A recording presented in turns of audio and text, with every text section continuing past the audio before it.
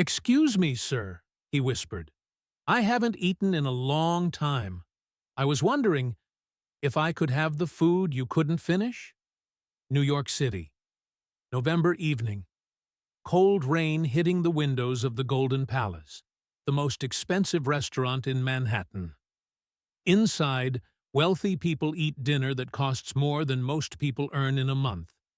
The golden lights shine on designer suits and diamond watches.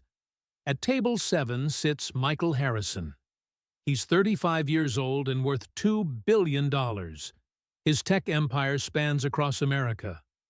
Tonight, he wears a $5,000 suit and orders his usual prime steak with a glass of wine that costs more than most people's rent. But Michael feels empty inside. He has everything money can buy, yet something is missing. Outside in the cold rain walks a 10-year-old girl named Emma. She has beautiful blue eyes and blonde hair, but her clothes are dirty and torn. She hasn't eaten in 3 days. Emma stops at the restaurant window. The smell of food makes her feel dizzy with hunger. She takes a deep breath, gathers all her courage, and pushes open the heavy door. "Hey, what are you doing here?" The waiter tries to stop her, but Emma has already seen Michael. She walks toward his table with shaking legs. "Excuse me, sir," she whispers. "I haven't eaten in a long time. Could I have what you don't finish?" Michael looks up from his phone. He sees this tiny girl with dirty blonde hair and blue eyes full of hope and fear. Something breaks inside the successful businessman's heart. "What's your name?" Michael asks gently. "Emma," the girl answers, surprised by the kindness in his voice. "When did you last eat, Emma?" "Monday. I found a sandwich in the trash, but today is Thursday." Michael feels his heart squeeze tight. He stands up, takes Emma's hand, and helps her sit down. "Waiter, bring another plate for my little guest." The waiter turns pale. "Mr. Harrison, but that girl—" "She is my guest," Michael says firmly, "and bring hot chocolate, too." While Emma eats the expensive steak, like it's the most delicious food in the world, she starts telling her story. "My parents died when I was 8, she says between bites. "I went to live with the Johnson family. They take care of children for the state." Michael listens quietly, feeling anger grow inside him. At first they seemed nice, but they kept the money the government gave them. They made me work, clean the house, cook food. Sometimes they didn't send me to school. "What about social services?" Michael asks. "When I tried to tell them what was happening, they didn't believe me. They said I was a problem child." Emma drinks the hot chocolate and smiles for the first time in months. "6 months ago, Mr. Johnson tried to touch me in a bad way. I screamed and ran away. I've been living on the streets since then." Michael feels his blood freeze. "Where do you sleep?" "Under the bridges in Central Park. Sometimes near the subway stations. When it rains, I look for the train stations, but the security guards always make me leave." Emma looks wise beyond her years. "The hardest part isn't the cold. The hardest part is when people look at you like you're dirty, bad, like it's your fault." Michael has tears in his eyes. He never cries, but this unknown girl is touching his heart. "Emma, it's not your fault. You're just a brave little girl who had bad luck." "Mr. Michael, you're very kind, but why do you look so sad?" The question hits Michael like a punch. How does this child notice his sadness? "Even when you smile, your eyes are sad, like mine when I think about my mama and daddy." Michael understands something important. He has everything money can buy, but he doesn't have what Emma still has, the ability to see into people's hearts. "I'm taking you somewhere warm tonight," Michael says suddenly. Emma looks at him with hope and fear. "Really?"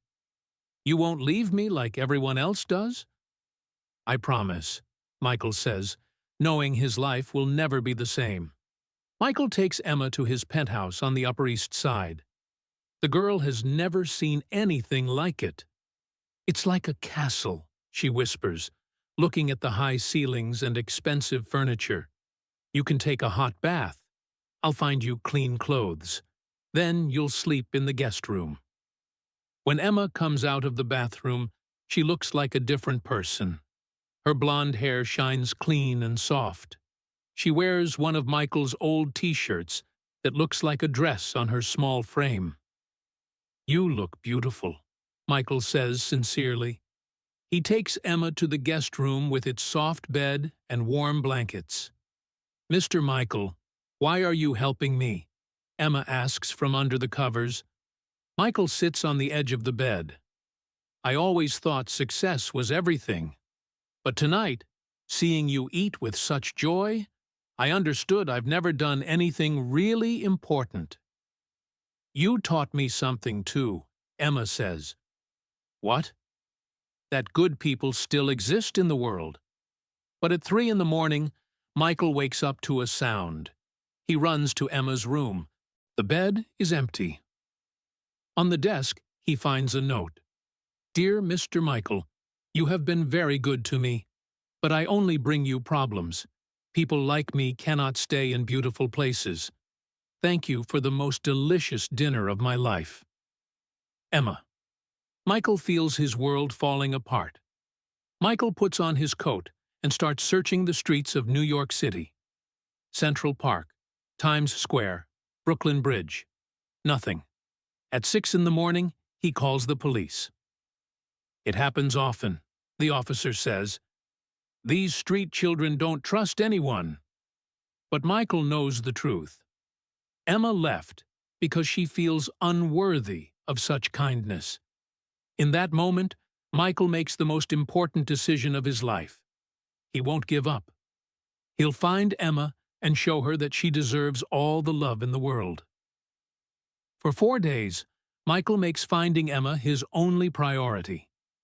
He cancels million-dollar meetings, hires private investigators, puts up posters all over New York City. Mr. Harrison, the stock market dropped 3%, his assistant tells him. The board members are worried. Emma is more important than any business, Michael replies. On the 5th day, a homeless man from Central Park calls. I saw the girl from the poster. She's been here since morning. She looks very sick. Michael runs faster than he's ever run. He finds Emma collapsed under a bridge with fever and shaking. The clean clothes are dirty again. The girl coughs with dull, lifeless eyes. Emma! Michael shouts, kneeling beside her. Mr. Michael, am I dreaming? No, little one, I'm really here. Michael picks her up. She's light as a feather but burning with fever. Why did you leave? Because I don't deserve beautiful things, Emma whispers. I'm dirty. I'm bad. No, you're the most precious thing I've ever known, and I'll never leave you again. At Mount Sinai Hospital, doctors diagnose pneumonia. She needs to stay here for a week. Luckily, you found her in time. Michael doesn't leave Emma's bedside for 6 days and 6 nights. His business partners call constantly, but he ignores them all. On the 7th day, Emma wakes up with clear eyes. Did you stay here the whole time? She asks weakly. Where else would I be? Emma starts crying. No one ever stayed with me when I was sick. Michael takes her small hand in his. Emma, I want to ask you something very important. Do you want to come live with me forever? But I'm not your daughter. You could be. I'd like to adopt you. I'd like you to be my daughter. Emma bursts into healing tears. Really? Can I have a daddy again? I'll be the best daddy in the world for you. As they hug, both know they've found what they've been searching for their whole lives. Are you enjoying this story? Leave a like and subscribe to the channel. Now, let's continue with the video. 6 months later, the adoption is official. Emma lives with Michael in the beautiful penthouse, goes to a private school, and has everything she could want. But the biggest change is in Michael himself. "Daddy Michael, why aren't you going to the office today?" Emma asks at breakfast, spreading jam on her toast. "Because I understood that money can always be earned, but time with you never comes back." Michael had already started making big changes in his life. He cut his working hours from 16 to 8 hours a day. He sold one of his companies to focus on what really mattered. "But Daddy, won't you lose money?" "I might lose money, but I've gained something more valuable. A daughter who loves me." The first months weren't always easy. Emma had nightmares about living on the streets. Sometimes she would wake up screaming, thinking she was still under the bridge in Central Park. "It's okay, little one," Michael would say, holding her close. "You're safe now. You're home. Promise you won't send me away?" "Never. You're stuck with me forever." Slowly, Emma began to believe she deserved this new life. Michael hired the best child psychologist in New York to help Emma process her trauma. "She's been through more than most adults," Dr. Rodriguez explained. "It will take time for her to fully trust that this stability is permanent." At first, Emma would hide food in her room, afraid there wouldn't be enough tomorrow. "Emma, why do you have crackers under your bed?" Michael asked gently one day. In case the food runs out," Emma whispered, ashamed. "Oh, my sweet girl." Michael sat on the bed. "There will always be food here, always. But I understand why you're scared." Together they made a rule. Emma could keep one small snack in her room if it made her feel safer. After 3 months, she stopped hiding food altogether. Michael also learned about Emma's incredible intelligence. Despite missing months of school, she caught up quickly. "She's gifted," her teacher, Mrs. Thompson, told Michael. "She reads at a high school level, and her math skills are exceptional." "She's always been special," Michael replied proudly. But the real test came when Michael had to travel to Los Angeles for business. "I'll only be gone for 2 days," he explained to Emma. "You're leaving me?" Emma's eyes filled with panic. "No, I'm coming back. But you can come with me if you want." "Really? To Los Angeles?" "Of course. We're a team now." During their trip to Los Angeles, walking along Santa Monica Beach, Emma saw homeless children sleeping under the pier. "Daddy, they look like I used to look." "Yes, they do." "Can we help them?" That conversation planted the seed for what would become the Emma Harrison Foundation. Back in New York, Michael called his lawyers and accountants. "I want to create a foundation for homeless children," he announced at a board meeting. "Mr. Harrison, with respect, charity work might hurt our profit margins," said his financial advisor. "Then we'll make new margins," Michael replied firmly. "Some things are more important than profit." The foundation started small, one center in Manhattan that could house 20 children. But Michael had bigger dreams.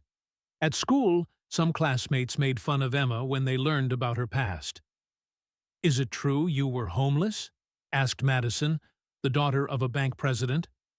"Is it true your daddy makes money by taking it from poor people?" Emma shot back. The teacher had to separate them. Emma came home crying that afternoon. "Daddy Michael, maybe I don't deserve this life. Maybe I should go back to where I belong." Michael felt his heart break. He knelt in front of his daughter. "Emma, listen to me very carefully. You're not here because I felt sorry for you. You're not here because I bought you. You saved my life. Before I met you, I was rich but empty. I had money but no purpose. You taught me what it means to truly love.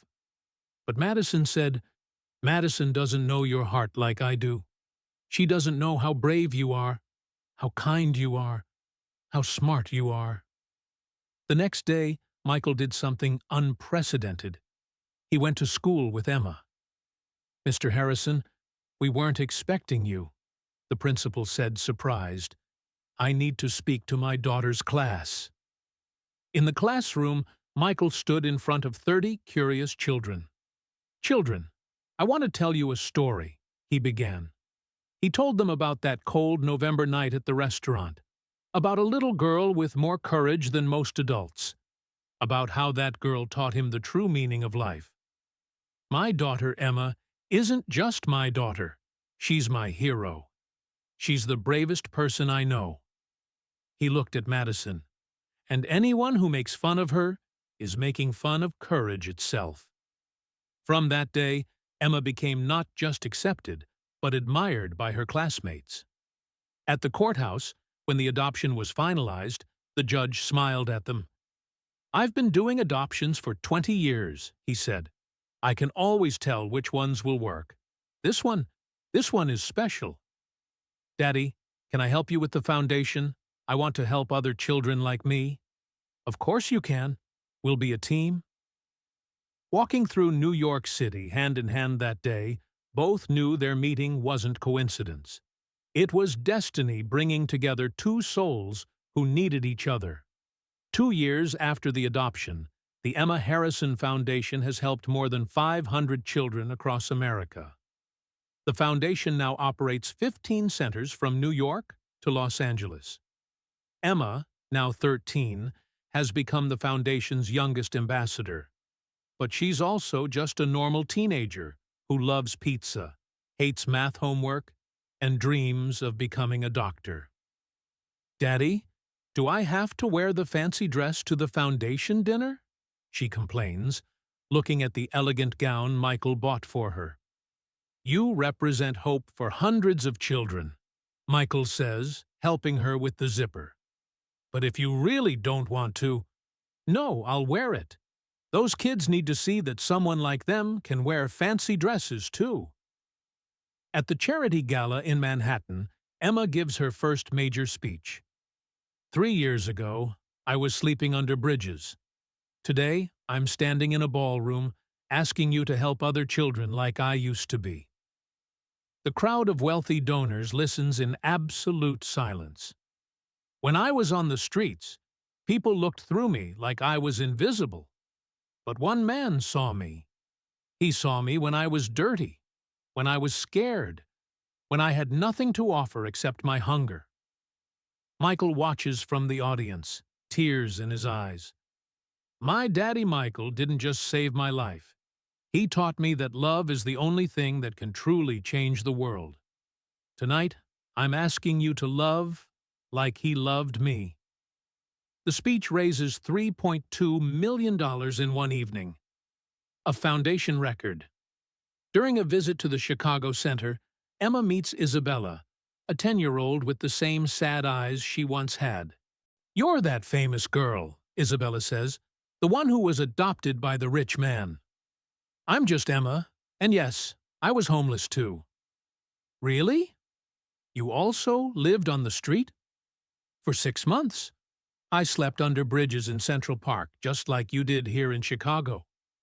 Isabella's eyes widen. But you look so clean, so happy.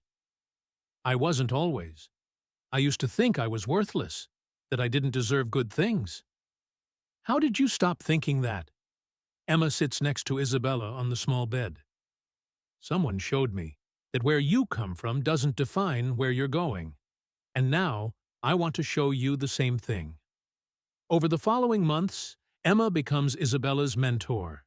She visits the Chicago Center every few weeks, helping Isabella with homework, talking about dreams and hopes. Isabella wants to be a teacher. Emma tells Michael during one of their plane rides home, "That's wonderful. Will you help her apply to good schools?" Already on it, Daddy. That night in their Manhattan penthouse, Michael watches Emma study for her own exams while video calling Isabella to help her with reading. "Do you know what I'm most proud of?" Michael asks. "My grades?" "Number your heart. Your ability to help others despite everything you went through. I learned it from you, Daddy. You could have given me money and sent me away. Instead, you gave me something more valuable." "What's that?" "You gave me the chance to matter, to make a difference." But success brought new challenges. Michael's business rivals began attacking the foundation in the media. Billionaire's tax write-off. Is Emma Harrison Foundation just for show? Read the headline in a major newspaper. Emma saw the article and came to Michael's office in tears. "Daddy, they're saying you only adopted me for publicity." Michael pulled Emma onto his lap, something he hadn't done since Emma was smaller. "Do you believe that?" "No, but then it doesn't matter what they say. You and I know the truth. The 500 children we've helped know the truth. It just hurts." "I know, baby. But remember what you told Isabella. Where you come from doesn't define where you're going." "Well, what other people say about you doesn't define who you are either." The next day, Michael called a press conference. Instead of defending himself with words, he brought 12 children from the foundation centers to tell their own stories. "This is Tyler," he said. "He's 14 now, but when we found him, he was living in a cardboard box behind a grocery store in Detroit." Tyler stepped forward. "Mr. Michael and Emma didn't save me for publicity. They saved me because they cared. Now I'm in high school and want to be an engineer." One by one, the children shared their stories. The attacks in the media stopped. During this period, Michael and Emma informally adopted 2 more children, brothers Carlos and Diego, ages 8 and 6, whose parents had died in a car accident. "Are you sure about this?" Michael asked Emma. "It means less attention for you, more chaos in our house." "Daddy, we have so much love to give. And besides, I always wanted little brothers." Carlos was angry and wouldn't speak to anyone. Diego cried every night for his parents. "I don't think this is working," Michael confided to Emma after a particularly difficult week. "Give me time with them," Emma said. She found Carlos on the balcony, staring at the city skyline. "You hate us," he said without looking at her. "No, I don't. But you hate us, and that's okay." "It is?" "Carlos, when I first came here, I ran away in the middle of the night. I left a note saying I didn't deserve this life." Carlos turned to look at her. "Really?" "Really. I was convinced that kids like us, kids who lost everything, we don't get happy endings. Don't we? I thought we didn't. But I was wrong. Sometimes we get happy endings. Sometimes we get families who love us not because they have to, but because they choose to." It took 3 more months, but slowly, Carlos and Diego became part of their unusual family. The penthouse, once a showcase of modern minimalism, now had soccer balls in the hallway, art projects on the refrigerator, and the constant sound of children's laughter. On Emma's 14th birthday, Michael organizes a party at their country house in the Hamptons. But the most beautiful gift isn't under the tree. "Emma," Michael says in front of the guests, 3 years ago you were a girl who asked for my leftovers. Today, you're an incredible teenager who helps other children." He takes out a document. "I've decided to donate half my wealth to the foundation. $1 billion to help all homeless children in America." Emma gasps. $1 billion? "You taught me that true wealth isn't money. It's the love you give and receive. And I've received more love from you than I've ever had. I love you so much, Daddy. I love you too, little one. You are my miracle." That night, looking at the stars from their beach house, Emma says, "Daddy, Do you think my parents in heaven are happy with you? Why do you ask that? Because you managed to make me truly happy. Michael understands he's accomplished the most difficult task, building a family based on true love. 3 years after that meeting at the Golden Palace, Emma is 15 and has become an extraordinary teenager. She excels at school and runs foundation projects across the country. Today, we're opening Center Number 50, Emma says in front of the cameras at a press conference in Washington, D.C. Every child we help is a life that changes. Michael watches from the back of the room, eyes full of pride. That night they return to the Golden Palace restaurant in Manhattan. The same table, the same waiter, who now receives them with respect. Emma orders the prime steak, the same dish as the first time. "Do you know what I think?" she says while they wait. "That night, it wasn't me who asked for your leftovers. It was destiny making us find each other." "Why do you say that?" "Because you needed me as much as I needed you. You were rich but alone. I was poor but had lots of love to give." At that moment, an 8-year-old girl approaches. Dirty clothes, scared eyes. "Excuse me, sir and miss. Could you give me some of your bread?" Emma and Michael look at each other and smile. "What's your name?" Emma asks. "Sophie." "Sophie, when did you last eat?" "Yesterday morning." Emma makes Sophie sit next to her. "Waiter, another plate for our little guest." While Sophie eats with the same gratitude Emma showed years before, Michael understands the circle is complete. Kindness has become a legacy, passed from heart to heart. "Daddy," Emma whispers, "I think we found a new little sister." "I think so too." And while Sophie eats her first warm meal in days, 3 generations come together. A man who learned to love, a girl who learned to be loved, and one who's about to discover that love can change everything. Because sometimes miracles start with, "Can I have your leftovers?" and end with a family bound by heart ties that last forever. The Emma Harrison Foundation now operates in 30 states. Emma, at 17, speaks at international conferences about children's rights. Michael has found purpose beyond money, the purpose of love.